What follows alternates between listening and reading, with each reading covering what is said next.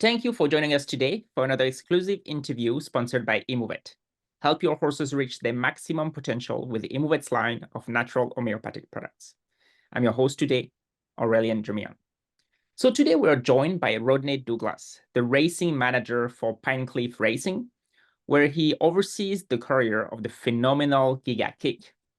With the Everest as the main target, Giga Kick is back after a 7 months break, and Rodney will walk us through the preparation, race schedule, and strategies leading up to the big event.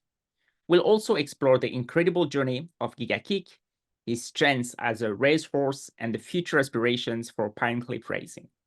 Stay tuned for an insightful conversation with one of the key figures behind this exceptional racehorse. So first of all, Rodney, great to have you here. Yeah, nice to be on. So with the Everest as your main target, can you walk through a little bit, through the planned race schedule for Giga Kick leading up to that big event? Well, he's been there before, but he was a 3-year-old at the time, so he went there in his early career. So on this occasion, he hasn't raced for 12 months. So he got injured in the Moya Stakes, and he hasn't raced for 12 months this Saturday. So he tore a hamstring off the bone from his back leg internally up to his hip. So he injured that in the Moya Stakes when he was third to Imperatrice. We don't know how he did it, but he came out of the race sore. He went for bone scans and scintigraphy and things like that. So under the guidance of Ballarat Veterinary Clinic, Dr. Anderson and our vet, Dave McKellar, we set up a program to rehabilitate the hamstring and hope it'd reattach and get some fibrous tissue back around it. So he's been in work now probably 5 or 6 months on this rehab course, just slow walk-ups, build-ups, all the way through. So we started galloping him probably 3 months ago, doing short, sharp gallops under the guidance.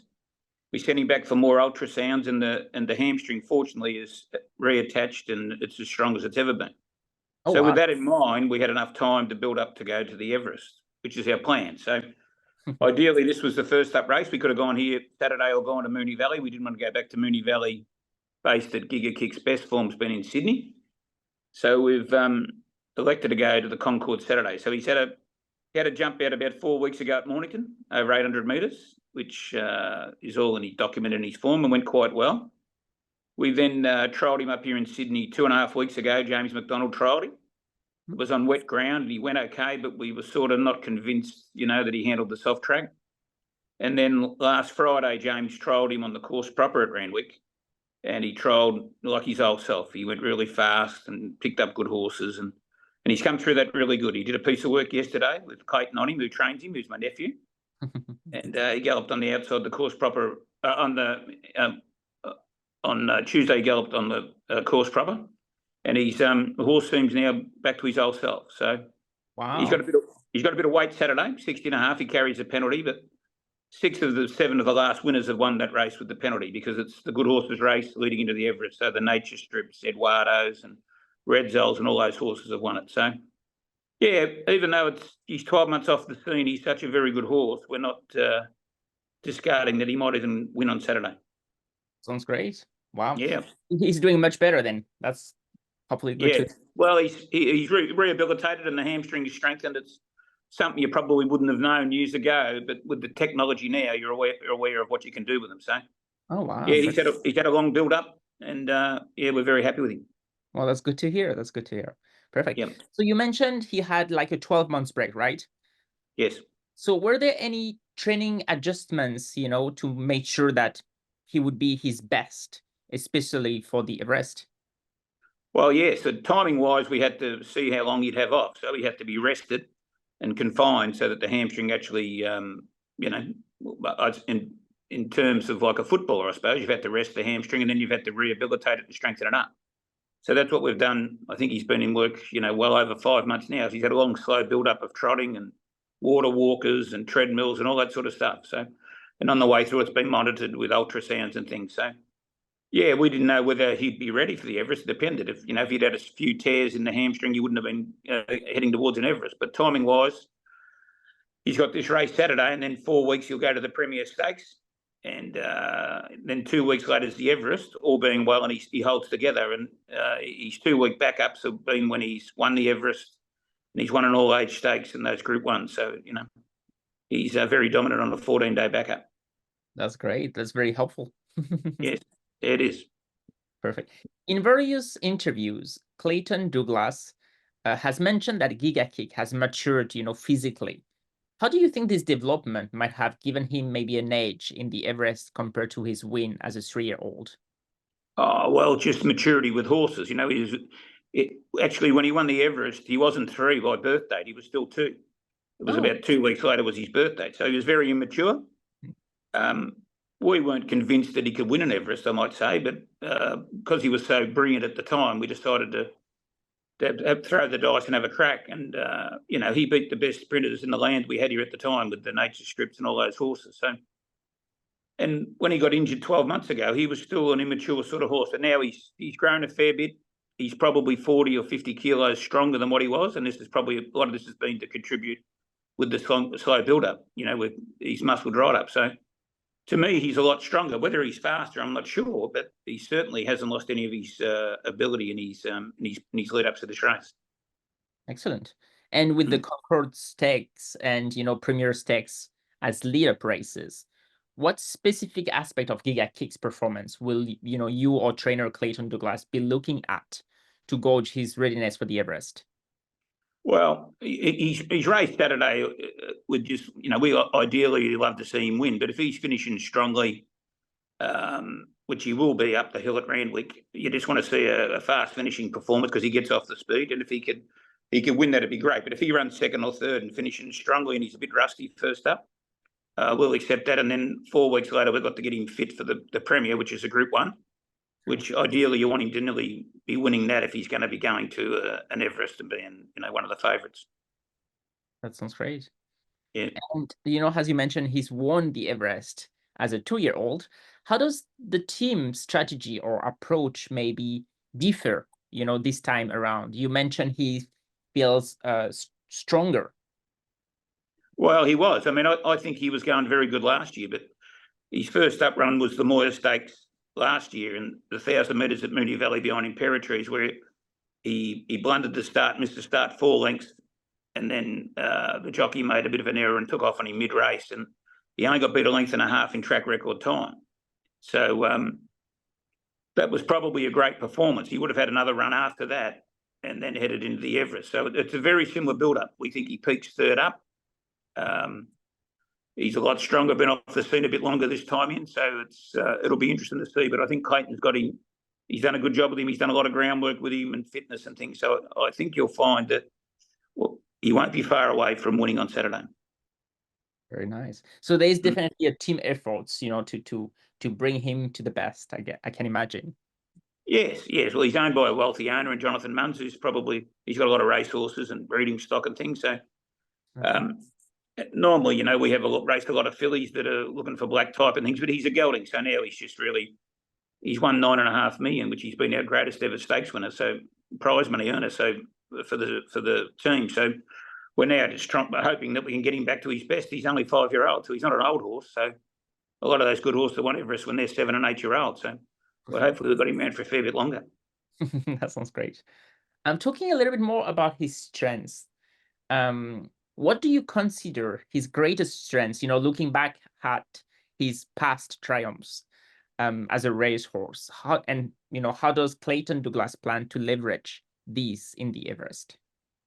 Well, he's only had 11 starts, and you might argue to say that he should nearly be unbeaten. He missed the start he was slow away in the Challenge Stakes and ran third. Our other filly won a passive aggressive, and he ran the fastest last 600 ever recorded at Randwick in the last 12 years. So he's got a whirlwind powerful finish. He did the same when he won the Everest.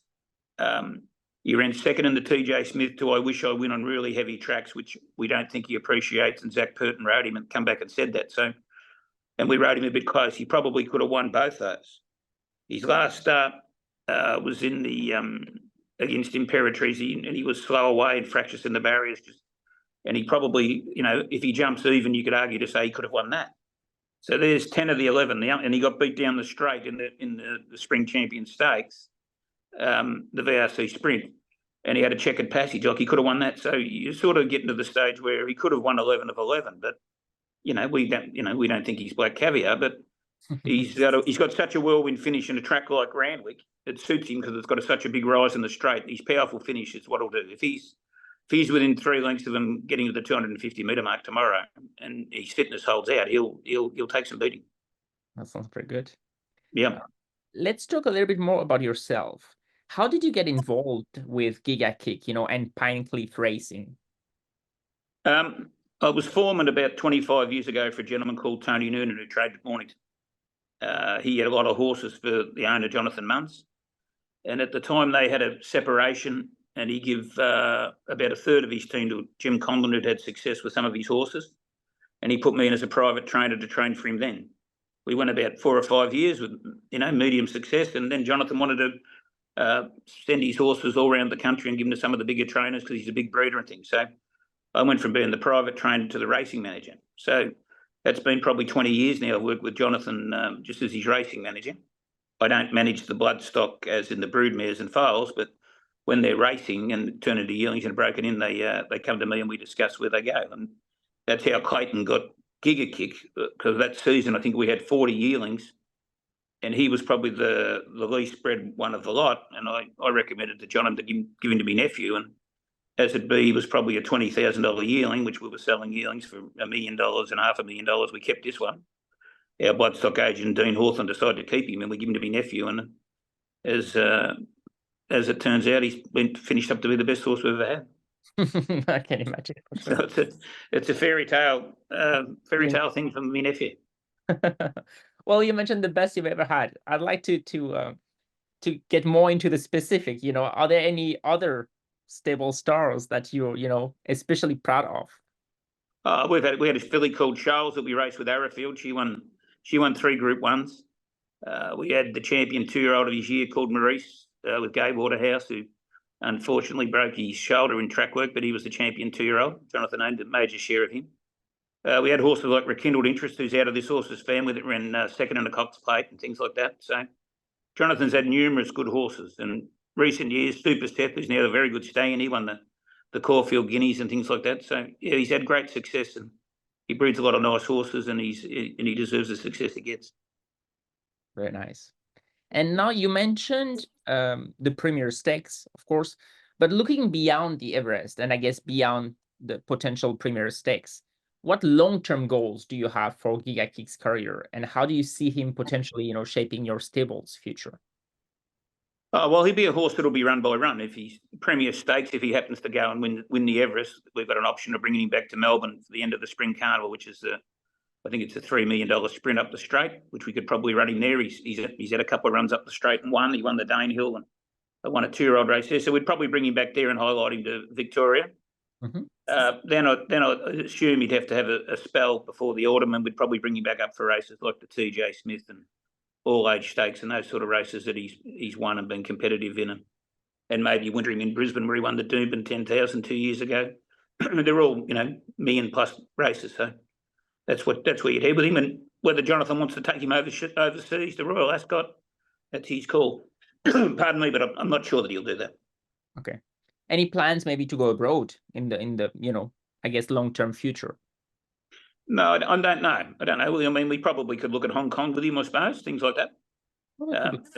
Again, it's they're very valuable races. It just depends what you want to do. But now he's had an injury, you might be a bit reluctant to travelling.